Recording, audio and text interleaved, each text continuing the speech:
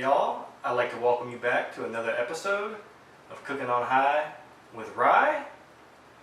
And today, we're going to make some really special cookies. They're like incredible. They have over a pound of chocolate in them, a buttload of nuts, and some other stuff too. So let's get this started, shall we? Cooking on high with Rye Guy cooking. Cooking on high with Rye Guy cooking.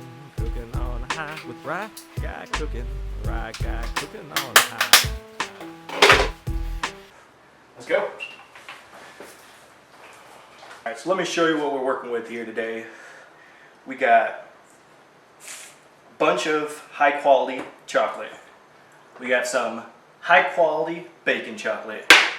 We got some lower grade chocolate to use as filler because that's just how life is sometimes. We got a bunch of pecans, a bunch of walnuts.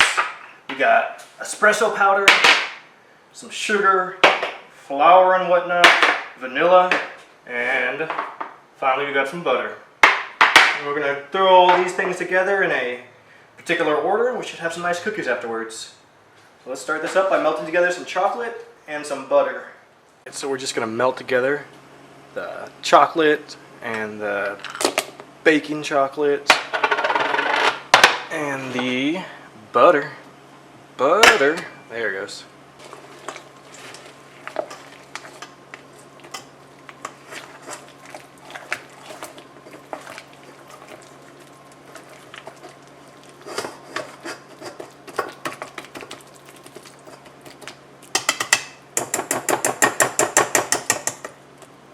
Here's a pro tip for you.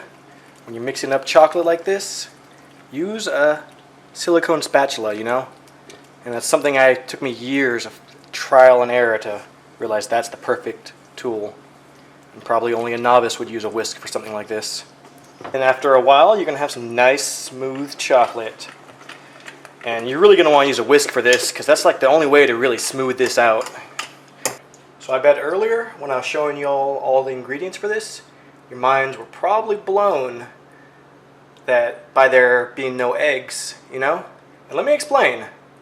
I just forgot to include them, but I got them.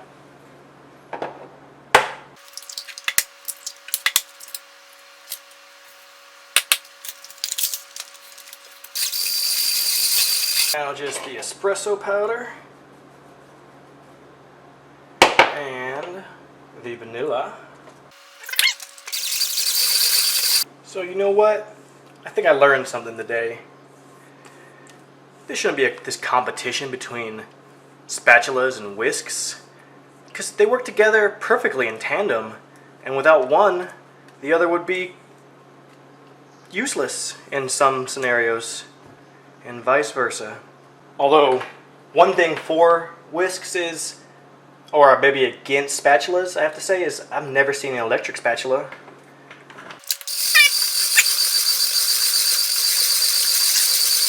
Don't even get me started on spoons, alright? No, too late. See, the thing about spoon is, people usually regard them as a garbage utensil. And you know what? Genuinely, they're right. They're pretty much only good for little kids who can't be trusted with a spork. But, let me tell you something. When it comes to making cookies, you absolutely need a wooden spoon. It is essential. If not, your cookies won't taste like wood splinters.